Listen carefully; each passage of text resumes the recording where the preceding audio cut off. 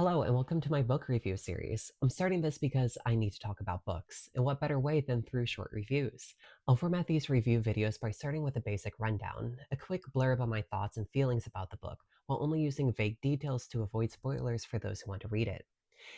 I will then move into a more in-depth review/analysis of the story, typically focusing on a single theme that truly captivated me, and end it with my final thoughts. Depending on length, I will split these sections into two separate videos, and I will always make sure to give a spoiler warning before I begin the second section of my review. With that out of the way, let's talk about Hild by Nicola Griffith. This novel is 536 pages of brilliant storytelling. The novel is written in third person, with most of the focus being on Hild, though occasionally expands into a more omniscient view to show how particular characters see Hild as she gets older. We see her from a male servant's POV, the king's, and her mother's, and that's just to name a few. The novel is about the speculated early life of the titular Saint Hilda of Whitby. We see Hild's rise as a seer and advisor to her uncle king, and follow her struggles as she navigates war fields, court politics, and the ever shifting spiritual landscape of 7th century England. It's a fascinating historical fiction, and Griffith uses language that invokes the feeling of oral storytelling to tell us about Hild's life, and how she became the enigmatic woman honored by history. One of my favorite paragraphs is when Kien, the main love interest for Hild, tells the story of two farmers who fight over an egg, and it ends with one kicking the other in the balls. It's really funny, and the way he tells the story puts me right by a campfire in my mind's eye. But what's better than this style of writing is the themes Griffith tackles throughout the story. Griffith explores power in all of its forms, the brute force of the sword, the subtle influence of the word, and the sharp edge of knowledge and foresight. She explores how gender shaped identity during this period, how societal expectations dictated who you needed to be, not only to survive, but to make real change in the world around you. Nature and perception are deeply entwined in Hild's journey. She reads the world the way that others read omens, watching the movement of birds, the shifting of the wind, the expression of men, to predict danger and shape her path. And of course, Griffith explores the ideas of free will versus destiny. Throughout the novel, we're told what Hild should be: a seer, a political ally, a powerful woman. But Griffith then shows us how Hild takes control of her own destiny through her choices and interpretations of societal expectations. It's a brilliant self contained inversion of the storytelling. It's honestly fantastic work, and her prose left me speechless and slapping my book at some of their emotional resonance. And I really like the subtle way Griffith changes the language she uses throughout the novel. As Hild gets older, Griffith's verbiage becomes more mature. For example, when Hild is prepubescent, she shies away from saying words like sex or prick, but as Hild becomes a teenager and starts exploring those things, Griffith allows a more explicit language. My biggest critique is the number of named characters, as the names are all hard to wrap your brain around anyways with their weird spelling, let alone how they were important in previous chapters when they end up popping up again later. And while the book is lengthy, and for many of the main side characters, we get a good understanding of who they are by the end of the novel, we don't know these characters as well as we could if they had more page time to be fleshed out. This might be an inherent byproduct of historical fiction. I wouldn't know from personal experience. I don't really like historical fiction. I need something magical to balance out the mundane. Though, despite this, the way that Griffith manifests Hild's visions on the page was enough wonder to keep me going throughout the story. Another smaller critique, as it truly doesn't take away from the narrative, is the passing of time. At many moments, I didn't know where we were in Hild's life. Many months or years had passed since the last paragraph or chapter. It's a bit confusing, but ultimately not detrimental to the story itself. Now that I've given my general thoughts, let's dive into the deeper analysis. This means spoilers ahead, so if you haven't read Hild, I highly recommend stopping here and coming back after you finish the book so we can discuss it together. Before we dive into the plot, let's talk about the real life Hild, because Griffith isn't just making this all up.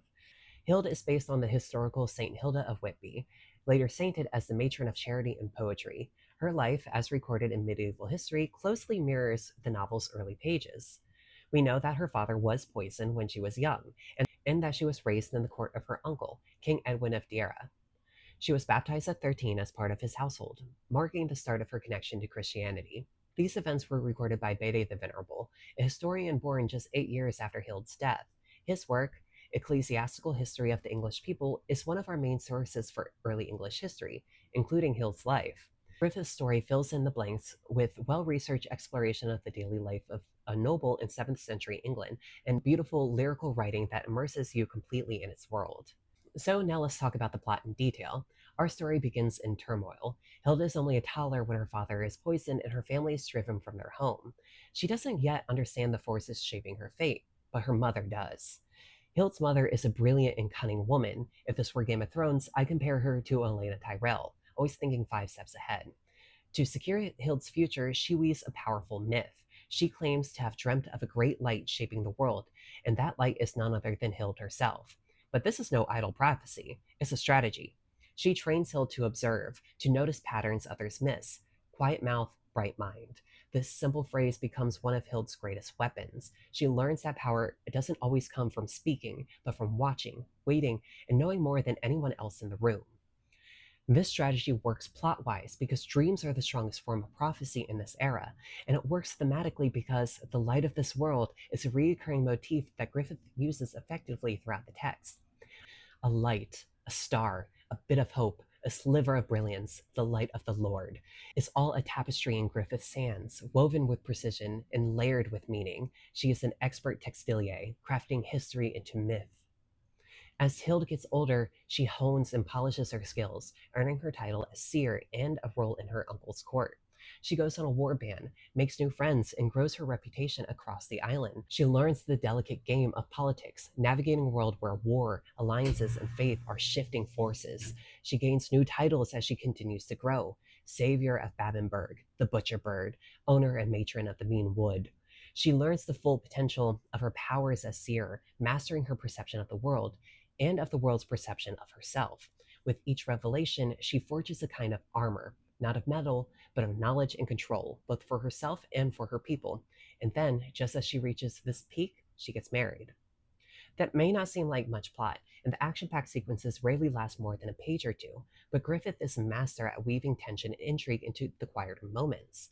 She fills out the pages with imagined glimpses into the lives of 7th century England, the season to season struggle to survive the world, let alone a volatile king, while also weaving in the universal experience of becoming a teenager. We see Hill go from child seer, war beaten, but brave and cunning and cold, to a teenager in the king's court. She experiences puberty like anyone else, her seer title not saving her from the madness of being horny, or the uncomfortable but necessary conversation with her mother about relieving herself and finding safe partners. And I like the inversion of that phrase. In the modern world, a safe partner is someone who is clean of STDs. In this context, it is someone who won't cause you trouble for fooling around with, like a slave or a houseworker in the king's court. Her title as seer also doesn't save her from falling in love with the wrong person, and doesn't protect her from that heartbreak. Griffith makes Hild fully human in this sense, something Hild struggles with accepting about herself as she gets older. She is not the sum of all her titles first. She is a human, and she is Hild, and part of that is Hild falling in love.